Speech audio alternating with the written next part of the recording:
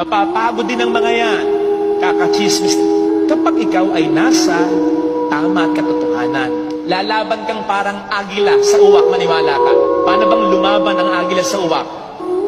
Kasi ang uwak, sasakayan sa agila. Ayan, katulad niyan.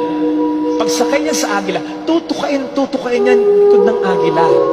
Pero yung agila, pansinin po ninyo, ay, hindi makikipaglaban ng head-on yan.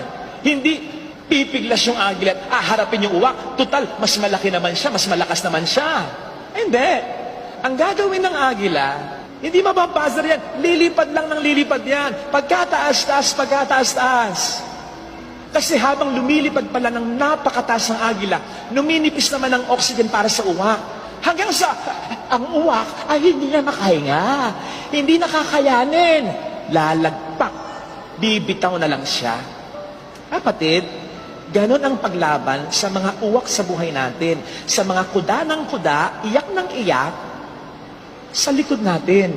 Huwag nating sayangin ang energy, ang oras, ang resources natin. Kung kinakailangan mag-explain, ipagtanggol ang sarili, go! Once, twice, okay na yon. Kasi ang taong naninira talaga, hindi maniniwala yan. Kahit anong explanation mo pa, mag-explain ka sa iba, pero hindi sa kanya. Kung kinakailangan mo magdemanda, kung sa tingin mo dapat magdemanda, idedemanda mo. Pero huwag mo nang isipin yung demanda mo. Mag-flourish man o hindi yung demanda mo, okay lang. Basta, huwag mo nang i-focus ang mundo mo sa kanya. Tulad ng agila, fly high, higher and higher. Gawin mo yung mga dati mong ginagawa. Lalong-lalo na yung kinaiingitan